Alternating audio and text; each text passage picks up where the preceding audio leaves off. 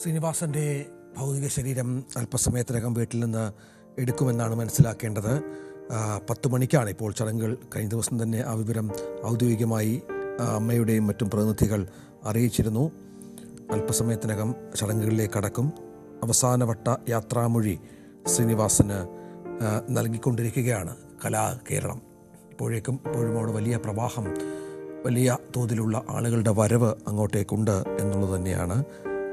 ദൃശ്യങ്ങളിൽ കാണുന്നത് പോലെ സൂപ്പർ താരങ്ങളടക്കം ഇപ്പോഴും ശ്രീനിവാസനെ കാണാനായി അങ്ങോട്ടേക്ക് വന്നുകൊണ്ടിരിക്കുന്ന ഒരു സാഹചര്യം കൂടി ഉണ്ട്.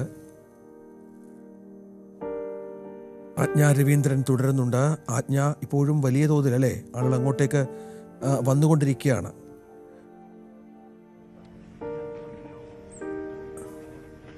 തീർച്ചയായിട്ടും രഞ്ജിത്ത്, നമുക്ക് ദൃശ്യങ്ങളിൽ കാണാം വലിയ ഒരു ഒഴുക്ക് തന്നെയാണ്, ഒരു പ്രവാഹം തന്നെയാണ്. ശ്രീനേട്ടനെ സ്നേഹിച്ചിരുന്ന മനുഷ്യരെ അദ്ദേഹത്തെ കാണാൻ വേണ്ടി എത്തുന്ന കാഴ്ച അങ്ങേയറ്റം ദുഃഖകരമാണ് ശരിക്കും. കാരണം ഇത്രയും അധികം ആളുകളുടെ മനസ്സിൽ ഒരു ചെറിയ ഇടമെങ്കിലും, അങ്ങനെ തന്നെ പറയും, ചെറിയ ഇടമെങ്കിലും അദ്ദേഹം അവശേഷിപ്പിച്ചിട്ടുള്ളത് കൊണ്ടാണ് ഈ ആളുകളൊക്കെ അദ്ദേഹത്തെ കാണാൻ വേണ്ടി ഇവിടെ ഒഴുകിയെത്തുന്നത്.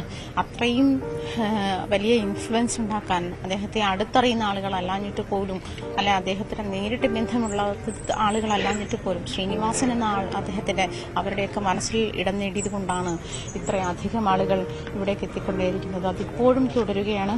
നമുക്ക് ദൃശ്യങ്ങളിൽ കാണാം പ്രമുഖരും അല്ലാത്തവരും ഒക്കെ ആയിട്ടുള്ള ആളുകൾ. വലിയ ഒഴുക്കാണ് ശ്രീനിവാസൻ എന്ന അതുല്യ പ്രതിഭയെ കാണാൻ വേണ്ടി ഇങ്ങോട്ട് വീട്ടിലേക്ക് എത്തിക്കൊണ്ടിരിക്കുന്നത്. 10 മണിക്കാണ് അദ്ദേഹത്തിന്റെ സംസ്കാരം പറഞ്ഞിരിക്കുന്നത്. അതുകൊണ്ട് ഇപ്പൊ തന്നെ 9:26 ഇനിയും അധികം സമയമില്ലാതെ അദ്ദേഹത്തെ അവിടെ നിന്നും അദ്ദേഹത്തിന്റെ ഭൗതിക ശരീരം സംസ്കരിക്കുന്ന ചടങ്ങുകളിലേക്ക് കടക്കുമെന്നാണ് മനസ്സിലാക്കാൻ കഴിയുന്നത്. എന്തായാലും ഇന്നലെ രാവിലെ 8:30 മുതൽ തുടങ്ങിയ പ്രവാഹമാണ്. ആൾക്കൂട്ടം ഇങ്ങനെ വീട്ടിലേക്ക് എത്തുന്നു. ഇന്നലെ നോർത്ത് ടൗൺ ഹാളിൽ വെച്ച് ഉണ്ടായ പൊതുദർശനത്തിലെത്തുന്നു. അതിനുശേഷവും വലിയ പ്രവാഹമായിരുന്നു ഇന്നലെ. നമുക്കറിയാം, വലിയ ആൾക്കൂട്ടമായിരുന്നു ടൗൺ ഹാളിലുണ്ടായിരുന്നു. അതിനുശേഷം വീട്ടുകാർ തന്നെ ആവശ്യപ്പെട്ടതനുസരിച്ചിട്ട് അവരുടെ ചില സ്വകാര്യ നിമിഷങ്ങൾ വേണമെന്നാവശ്യപ്പെട്ടത് കൊണ്ട് തന്നെ മീഡിയ ആരും ഇങ്ങോട്ട് വന്നില്ല. അതിനുശേഷം ഇന്ന് രാവിലെ മുതൽ വീണ്ടും ദർശനം വീട്ടിൽ തന്നെയാണ്. അപ്പോൾ സംസ്കാരത്തിന് മുൻപുള്ള അവസാനമായി ഒരു നോക്ക് കാണുന്നത് ഭൗതിക ശരീരം ഇനി ഏകദേശം അരമണിക്കൂറോളം മാത്രമേ ഭൂമിയിൽ ഉണ്ടാവുകയുള്ളൂ എന്നുള്ള ഓർമ്മപ്പെടുത്തൽ കൂടിയാണ് ഇപ്പോൾ. അദ്ദേഹം ഏതാണ്ട് ആ സമയത്തോട് അടുക്കുന്നു എന്ന് വേണം പറയാൻ. എന്തായാലും ശ്രീനിവാസൻ എന്ന് പറയുന്ന അതുല്യ നടൻ ഓർമ്മയാവുകയാണ്. ഓർമ്മകളിൽ അല്ലെങ്കിൽ മലയാളികളിടത്തോളം കാലം മരിക്കാത്ത, അതല്ലെങ്കിൽ അത്രയും ഓർമ്മപ്പെടുത്തലുകൾ ഉണ്ടാക്കുന്ന ഒരു അതുല്യ പ്രതിഭയായിട്ടാണ് ശ്രീനിവാസൻ എന്ന നടൻ, സംവിധായകൻ, തിരക്കഥാകൃത്ത്, എഴുത്തുകാരൻ ഒക്കെ ഈ 48 വർഷത്തിനുള്ളിൽ അദ്ദേഹം രജിസ്റ്റർ ചെയ്യുന്നത് അങ്ങനെയാണ്, അദ്ദേഹം അടയാളപ്പെടുത്തിയിരിക്കുന്നത് അങ്ങനെയാണ്. അല്ലെങ്കിൽ സിനിമാ മേഖലയിൽ ഒരു വലിയ ഏടാണ് അദ്ദേഹം സ്വന്തം കയ്യൊപ്പിട്ട് ചാർത്തി വെച്ചിരിക്കുന്നത് എന്ന് വേണം പറയാൻ. എന്തായാലും ശ്രീനിവാസൻ എന്ന് പറയുന്ന നടൻ ഉണ്ടാക്കിയ ഇൻഫ്ലുവൻസ്, അതല്ലെങ്കിൽ അദ്ദേഹം ഒരു പാഠശാല എന്ന് വേണം പറയാൻ. ഇപ്പോൾ കുറച്ചു മുൻപേ രാജസേനൻ പറഞ്ഞതുപോലെ അദ്ദേഹം അങ്ങനെ പേഴ്സണൽ നഷ്ടമായിട്ട് തന്നെയാണ് പല സംവിധായകരും പല നടന്മാരുമൊക്കെ അദ്ദേഹത്തിൻ്റെ ഒപ്പം വർക്ക് ചെയ്യാൻ പറ്റിയില്ല എന്നുള്ള സാഹചര്യത്തെ കൂടി കണക്കിലെടുക്കുന്നത്. എന്തായാലും അതുല്യ പ്രതിഭയാണ്. ഒരു പക്ഷേ മലയാളക്കാരെ കണ്ടിട്ടുള്ളതിൽ വെച്ച് ഒരു പ്രഗത്ഭനായിട്ടുള്ള, ഏറ്റവും പകരം വെക്കാനില്ലാത്ത അത്രയും മികച്ച ഒരു കലാകാരനെയാണ്, എഴുത്തുകാരനെയാണ് നഷ്ടമാകുന്നത് എന്നുള്ളതാണ് ആക്ഷേപഹാസ്യം. അദ്ദേഹത്തോളം മനോഹരമായി പൊളിറ്റിക്കൽ സറ്റയർ ആയാലും അല്ലാതെ ആയാലും കൈകാര്യം ചെയ്യാൻ സിനിമാ മേഖലയിൽ ഒരാളില്ലായിരുന്നു എന്നുള്ളതാണ് രവീന്ദ്രൻ പങ്കുവെക്കുന്നത്. അവിടെ വലിയ തോതിൽ ആളുകളുടെ ഒരു പ്രവാഹം ഏറ്റവും ഒടുവിൽ ശ്രീനിവാസനെ കാണാനായി ഉണ്ട് എന്നുള്ളതാണ് ഏറ്റവും പ്രധാനപ്പെട്ട കാര്യം. ഇപ്പോഴും ആളുകൾ അങ്ങോട്ടേക്ക് വന്നുകൊണ്ടിരിക്കുകയാണ്. ശ്രീനിവാസൻ്റെ നമുക്കറിയാം കണ്ണൂരിലെ പാഠ്യത്താണ് ശ്രീനിവാസൻ ജനിച്ചതും വളർന്നതും മറ്റും. ദീർഘകാലം കണ്ണൂരിൽ തന്നെ ആയിരുന്നു അദ്ദേഹം ഉണ്ടായിരുന്നത്. പിന്നീട് സിനിമയുമായൊക്കെ ബന്ധപ്പെട്ട് മദ്രാസിലേക്കും തിരുവനന്തപുരത്തേക്കുമൊക്കെ അദ്ദേഹം യാത്രകൾ നടത്തുകയും പിന്നീട് തൃപ്പൂണിത്തുറയിൽ സ്ഥിരതാമസമാക്കുകയുമായിരുന്നു. ശ്രീനിവാസൻ്റെ കണ്ണൂരിലെ അയൽവാസി ഷിജിത്ത് ഒരുപാട് ഓർമ്മകൾ പങ്കുവെക്കുകയാണ്. നടൻ്റെ പഴയകാല ഓർമ്മകളിലേക്ക്, ബാല്യകാലത്തിലേക്ക്, നാട്ടിലെ അദ്ദേഹത്തിൻ്റെ പിന്നീടുള്ള വരവുകൾ ഒക്കെ ഷിജിത്ത് ഓർത്തെടുക്കുന്നു. ഷിജിത്തിലേക്ക്. എൻ്റെ വീട് തൊട്ടപ്പുറത്തെ വീടാണ്. ഈ വീട് ഇപ്പോൾ ഏകദേശം സെയിൽ ചെയ്തിട്ട് എൻ്റെ ഓർമ്മ ശരിയാണെങ്കിൽ ഒരു 13 വർഷം ആയി കാണും. മുന്നേ എല്ലാവരും വരാറുണ്ട്. വിമലേച്ചി വരാറുണ്ട്.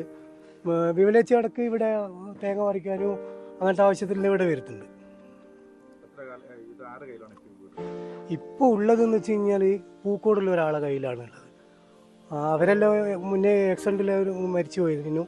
ഇപ്പോൾ ആരുടെ കയ്യിലാണ് ഉള്ളതെന്ന് അതുകൊണ്ട് അത് ശരിക്കും അറിയില്ല ആരുടെ കയ്യിലാണ് ഉള്ളതെന്ന്. ശ്രീനോട്ടെ ശ്രീനോട്ടെ ഇവിടെ വരുന്നത് അച്ഛനല്ലോ നമ്മളെ വല്ല ഓർമ്മിച്ചിട്ട് അൻ്റെയെല്ലാം വളരെ ചെറുപ്പമുള്ള സമയത്ത് ഇവിടെ വരുന്നതാണ്. അപ്പോൾ അച്ഛനെല്ലാം അന്ന് വന്നു കഴിഞ്ഞ് കഴിഞ്ഞാൽ എൻ്റെ അച്ഛൻ്റെ പേര് കൃഷ്ണൻ എന്നാണ്. അപ്പോൾ അവിടെ വന്നിട്ട് കിട്ടാന്ന് വിളിച്ചിട്ട് എന്തെങ്കിലും ചായ കുടിക്കേണ്ട പൈസയെല്ലാം കൊടുക്കാറുണ്ട് ഇവിടുന്ന്. അതെല്ലാം ഞാൻ ചെറുതായിട്ട് ഓർക്കുന്നുണ്ട് അയ്യൊരു കാലം. പിന്നെയാണ് നമ്മുടെ നാടായിട്ടുള്ള തീരെ ഒരു ബന്ധം എല്ലാം വിട്ടുപോയത്. ഷിജിത്ത് എന്ന് പറയുന്നയാൾ കണ്ണൂരിൽ ശ്രീനിവാസൻ്റെ അയലത്തുകാരനാണ്. 13 വർഷം മുൻപ് ശ്രീനിവാസൻ ആ സ്ഥലം, അദ്ദേഹം ജനിച്ചു വളർന്ന ആ സ്ഥലം വിറ്റു എന്നാണ് മനസ്സിലാക്കേണ്ടത്.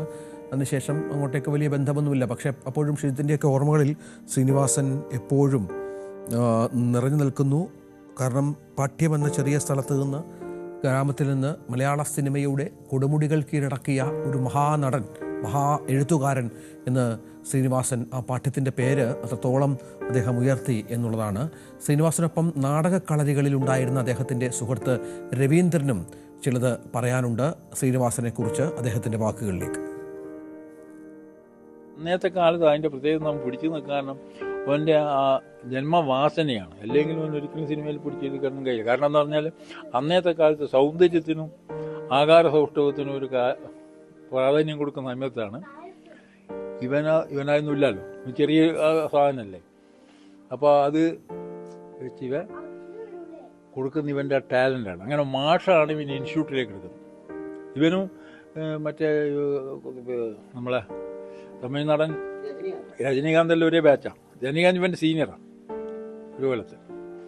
അപ്പോൾ ഞാൻ അന്നേരം പോയിട്ടുണ്ട്. അപ്പോൾ അവരങ്ങനെ അവിടുന്ന് അതിന് മുമ്പേ തന്നെ ഹീസ് ട്രെയിൻഡ് ഈ കാര്യത്തിൽ ഏതാണ്ട് അറിയാം. പഠിക്കുകയും വായിക്കുമ്പോൾ നന്നായി വായിക്കും. അവനെങ്ങനെയാലും നന്നായി വായിക്കും. എനിക്ക് നല്ല ഇവിടുന്നായാലും ലൈബ്രറി നല്ല പുസ്തകം എടുക്കും, വായിക്കും. പിന്നെ ആദ്യമുള്ളൊരു ജന്മവാസന എന്നാ എത്ര സീരിയസ് മാറ്ററും അവനൊരു സെറ്റയർ മൂഡിലേക്ക് കാണും, അതിലേ അവനെ അവതരിപ്പിക്കും.